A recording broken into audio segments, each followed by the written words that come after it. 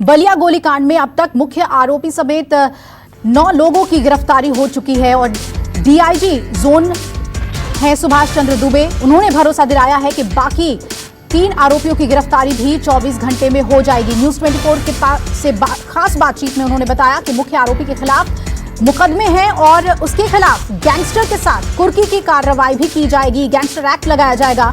DIG ने कहा कि जिन लोगों ने भी आरोपी की भागने या छिपने में मदद की है, उनके खिलाफ भी इस मामले में कार्रवाई की जाएगी। बलिया कांड के मुख्य आरोपी धीरेन्द्र सिंह को फिलहाल गिरफ्तार कर लिया गया है। इस वक्त हमारे साथ डीआईजी सुभाष चंद्र दुबे मौजूद हैं, उनसे बात करेंगे। सर, कहां से गिरफ्तारी हुई और कैसे आप लोगों को लीड मिली? देखिए, बलिया कांड का जो मुख्य आरोपी धीरेन्द्र सिंह और डब्लू सिंह था, इसको अभी लखनऊ से एसटीएफ ने गिरफ्तार किया है। इसके अलावा सुबह से डेवलपमेंट ये रहा कि जो कुल 6 50,000 के नामजद हत्यारोपी थे, उनमें से 2 हत्यारोपी अमरजीत यादव और उसका एक दूसरा सहयोगी यहाँ पर बलिया कोतवाली पुलिस द्वारा गिरफ्तार कर लिया गया था और तीसरा हत्यारोपी ये लखनऊ से गिरफ्तार हो गया। अभी 3 हमारे हत्यारोपी जो 50,000 की नामी है वो भी शेष है। हमें उम्मीद है कि शाम तक वो तीनों भी गिरफ्तार हो जाएंगे। अब ये सुनिश्चित मैं करना चाहूँगा कि उक्त सारे नामजद 8 हत्यारोपियों पर राष्ट्रीय सुरक्षा कानून की कार्रवाई अनिवार्यता होगी, जिसे हम NSA कहते हैं। गैंगस्टर एक्ट भी लगेगा और धारा 14(1) गैंगस्टर अधिनियम की जो अवैध संपत्ति अपराधी की अर्जित होती है, उसको कुर्क करने की जो कार्रवाई होती है वो भी सुनिश्चित हर हाल में की जाएगी। मतलब आरोपी धीरेन्द्र सिंह और इसके अलावा जो भी नामजद है उनकी संपत्ति कुर्क होगी? बिल्कुल कुर्क होगी। जो भी 8 नामजद हत्यारोपी हैं उसमें मुख्य रूप से जो गोलीकांड का हत्यारोपी है धीरेन्द्र सिंह, उसके ऊपर गैंगस्टर अधिनियम की धारा 14(1) की कार्रवाई अनिवार्यता होगी, क्योंकि ऐसा संज्ञान में आया है कि अपराध के द्वारा इसके द्वारा लगभग करोड़ों की परिसंपत्तियां अर्जित की गई हैं। क्षेत्र का एक नामचीन दबंग गुंडा है, इसके खिलाफ पहले भी आरोप लगे हैं। सप्लाई इंस्पेक्टर ने भी पिछले साल इसके खिलाफ अभियोग बेरिया थाने में पंजीकृत कराया था, उसमें भी इसने उसको धमकाया था। इस मामले में भी इस समय कोर्ट में चार्जशीट लगी हुई है। क्योंकि इसका पीछे का भी आपराधिक इतिहास है, इसको देखते हुए इस दुर्दांत अपराधी के खिलाफ कठोरतम विधिक कार्रवाई पुलिस सुनिश्चित करेगी। ऐसा एग्जाम्पलरी एक्शन सुनिश्चित किया जाएगा कि ताकि अन्य कोई भी इस प्रकार की दुस्साहसिक वारदात करने के बारे में भविष्य में कोई दुस्साहस न कर सके। सर, ये बताइए कि इतनी सारी टीमें बनाई गई थी बलिया में और दूसरे राज्यों में भी दबिश दी जा रही थी, लखनऊ तक पहुंच गया, ये कैसे? देखिए, मैं इतना कहना चाहूँगा कि अपराधी कहीं भी भाग ले, वो कानून की नज़र से, कानून के हाथ से बच नहीं सकता। क्योंकि हम लोगों ने उसकी ज़मीन इतनी गर्म कर रखी थी, वो दर दर एक कह सकते हैं कि यायावर की तरह भटक रहा था। हत्यारोपी धीरेन्द्र सिंह और उसके अन्य 2 सहयोगियों, जिनकी आज तीनों की गिरफ्तारी हुई है, इन तीनों ने कल कोतवाली थाना क्षेत्र में सरेंडर करने का यहाँ पर प्रयास किया था। कोर्ट में इन्होंने अपने एप्लीकेशन मूव किए थे, पुलिस अलर्ट थी। हमारा प्रयास था कि हर हाल में इनकी अरेस्टिंग हो और इसकी भनक लगते ही ये लोग अपने वकील के माध्यम से बात करके वहाँ पर नहीं आए, निकल गए। तो हम इनका पीछा लगातार कर रहे थे, ऐसा नहीं है कि हमारे संज्ञान में नहीं थे। और इसीलिए हमने आपको कल भी जब शाम को बात हुई थी तो मैंने आपसे कहा था 24 घंटे अगले इन पर बहुत भारी होंगे। आप अभी 10 घंटे बीते हैं, आप देख चुके हैं 3 गिरफ्तार हो चुके हैं, शेष 3 केवल बचे हैं। उनको भी मैं एश्योर कर रहा हूँ शाम तक सारे अरेस्ट हो जाएंगे। डीआईजी को आप सुन रहे थे और लखनऊ का रुख करेंगे। मानस श्रीवास्तव मेरे सहयोगी लखनऊ से जुड़ रहे हैं और बलिया से अशोक तिवारी भी हमारे साथ जुड़ रहे हैं। तो बलिया गोलीकांड का आरोपी गिरफ्तार हो गया है। डीआईजी ने कहा कि 24 घंटे जो है हमने पूरी तरीके से बहुत कड़ाई की हुई थी और उसी का नतीजा है कि आरोपी हमारे गिरफ्त में आ गया है। मानस, किस तरह से गिरफ्तारी हुई है ये हम आपसे जानना चाहेंगे।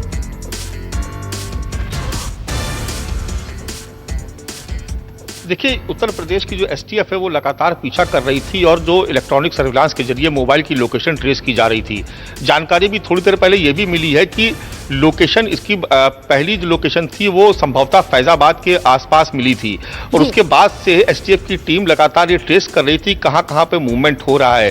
देर रात लोकेशन शायद बाराबंकी के आसपास मिली थी, बहुत पुष्ट नहीं लेकिन अपुष्ट सूत्रों के हवाले से ही, लेकिन ये खबर लगभग पुख्ता है कि बाराबंकी के आसपास रात में लोकेशन थी। और उसके बाद आज सुबह जब जनेश्वर मिश्रा पार्क जो गोमती नगर का इलाका पड़ता है, जो कनेक्ट करता है, अगर आप फैजाबाद से लखनऊ की तरफ आते हैं तो गोमती नगर के रास्ते होते हुए आप लखनऊ के जो मुख्य जो इलाका है वहां पर दाखिल हो जाते हैं, यानी मुख्य लखनऊ में आप दाखिल हो जाते हैं तो वहां जनेश्वर मिश्रा पार्क के पास ये बताया गया है कि वहां पर एसटीएफ की टीम जो घेराबंदी करके बैठी हुई थी वहां पर उसने उसको दबोच लिया और तत्काल इनको पकड़ करके और सीधे जो एसटीएफ का जो मुख्यालय है वहां पर ले जाया गया। फिलहाल एसटीएफ के लोग पूछताछ कर रहे हैं, लेकिन जो पहली लीड मिली थी वो कल रात को मिली थी और वो पहली लोकेशन फैजाबाद के आसपास की थी। इससे पहले इस बात के कयास लगाए जा रहे थे कि संभवतः ये बिहार भाग गया है, लेकिन ऐसा जानकारी मिली कि जब ये अपने वकीलों के संपर्क में आया और जब फोन पे लगातार बात होने लगी, अपने लोगों से ये बातचीत करने लगे, क्योंकि जैसा अभी जो उत्तर प्रदेश के एडीजी एलओ हैं वो भी बता रहे थे कि लगातार पीछा किया जा रहा था, तो लोकेशन लगातार एसटीएफ ट्रेस कर रही थी। आऊंगी, लेकिन सवाल ये है यहाँ के 72 घंटे लग गए, अगर पुलिस इतनी कड़ाई से पूछताछ कर रही थी, इतनी टीमें बनाई गई थी, आपने भी ये सवाल पूछा था डीआईजी से। मैं अशोक आपके पास आना चाहूंगी, किस तरह से जो गिरफ्तारी हुई है बलिया में, जो बाकी नामजद लोग हैं उनकी भी गिरफ्तारी हुई है, लेकिन धीरेन्द्र सिंह तक पहुंचने में इतना वक्त क्यों पुलिस को लगा? इलाके में काफी रोष होगा इस बात को लेकर।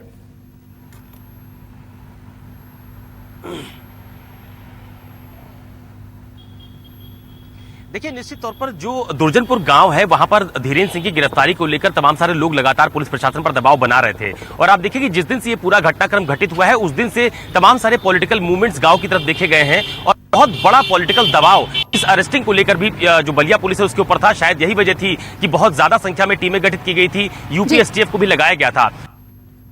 आजमगढ़ सुभाष चंद्र दुबे से मैंने बात की तो उन्होंने स्पष्ट किया कि उनकी लोकेशन उनको ट्रेस हो गई थी और वो लगातार उसका पीछा भी कर रहे थे, लेकिन जब सही समय आया और उसकी सही लोकेशन अब पुलिस के हाथ लगी तो यूपी एसटीएफ के सहयोग से उसको दबोचा गया। सबसे अहम बात यह है कि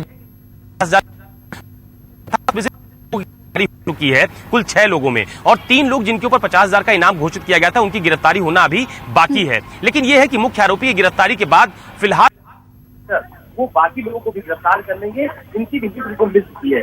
लेकिन एक सबसे बड़ा सवाल यही था कि ज्यादा टीमें गठित की गई थी, बिहार तक पुलिस की गठित की जा रही थी, तो बावजूद उसके आरोपी लखनऊ तक कैसे पहुंच गया, ये सवाल मैंने उनसे किया था। तो उन्होंने कहा कि इस एंगल को भी देखा जाएगा कि आखिरकार धीरेन्द्र सिंह को बचाने में कौन कौन लोग शामिल थे, किनकी क्या भूमिका थी, कैसे वो लखनऊ तक पहुंचा, उनके खिलाफ भी कार्रवाई की जाएगी और ये सारी कार्रवाई पुलिस की ये कवर अप की कोशिश है मानस, ये कवर अप की कोशिश है कि ये कहना कि अब जो मददगार साबित हुए हैं, जिन लोगों ने लखनऊ तक पहुंचने में मदद की है धीरेन्द्र सिंह की, उनको भी गिरफ्तार किया जाएगा। लेकिन मानस सवाल ये है कि अगर आरोपी एक दिन पहले वीडियो रिलीज करता है, अपने आप को बेगुनाह बताता है, फिर उसके बाद बहुत आराम से पार्क में चलते हुए उसे एसटीएफ की टीम दबोच लेती है, क्या इन काम करने का जो यूपी पुलिस का ढंग है ये आपको किस तरह से देखें इस पूरे मामले को?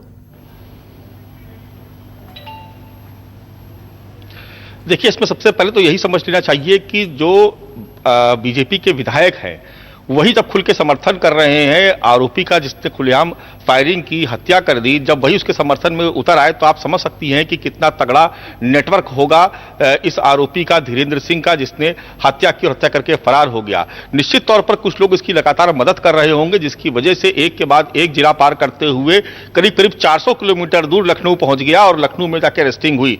तो सवाल इस बात का भी है कि आखिर जब इसके खिलाफ पहले भी मुकदमे थे तो कौन लोग इसको बचाते रहे। देखिए, एक बात तो बिल्कुल स्पष्ट है कि अगर जो बलिया के जो विधायक है सुरेंद्र सिंह, वो जिस तरीके से खुल के समर्थन में खड़े हुए तो निश्चित तौर पर कहीं ना कहीं सियासी संरक्षण जरूर होगा और इसीलिए आज सुरेंद्र सिंह को लखनऊ तलब किया गया है बीजेपी के प्रदेश अध्यक्ष की तरफ से, क्योंकि जिस तरह से वो खुलकर के सामने आए एक हत्या आरोपी के समर्थन में, उसके पक्ष में, और जिस तरीके से वो जार जार करके रोए अस्पताल जाकर के, तो ये बिल्कुल साबित हो जाता है कि बहुत करीबी उनका रिश्ता रहा है। तो बिल्कुल निश्चित तौर पर पुलिस इस एंगल पर भी जांच करेगी और मुझे लगता है करना चाहिए भी। लेकिन जिन लोगों ने मदद की, जिन लोगों ने 400 किलोमीटर दूर तक उसको लखनऊ तक पहुंचा दिया। आखिर वो कौन लोग हैं, उनके नाम के भी खुलासे होने चाहिए, क्योंकि निश्चित तौर पर अब दबाव इस बात का भी बनेगा कि जब भारतीय जनता पार्टी के विधायक ही जब एक हत्या आरोपी के समर्थन में खड़े हुए हैं और वो इतनी दूर तक 400 किलोमीटर दूर तक चल के चला आया, यानी बलिया से चला जो बिहार का बॉर्डर है, और वहां से लखनऊ तक अगर चला आ रहा है, तो निश्चित तौर पर सवाल तो पुलिस पर खड़े होंगे ही। जी बिल्कुल मानस, शुक्रिया आपका पूरी अपडेट हमें देने के लिए। अशोक, आपका भी शुक्रिया बलिया से हमें अपडेट बताने के लिए। नमस्कार, मैं हूं मानक गुप्ता। अगर आपको हमारा ये वीडियो पसंद आया हो तो इसे लाइक और शेयर जरूर करें, और हां, हमें सब्सक्राइब और फॉलो करना ना भूलें ताकि आप देश और दुनिया की कोई खबर मिस ना करें। तो जुड़े रहिए हमारे साथ और देखते रहिए न्यूज़ 24।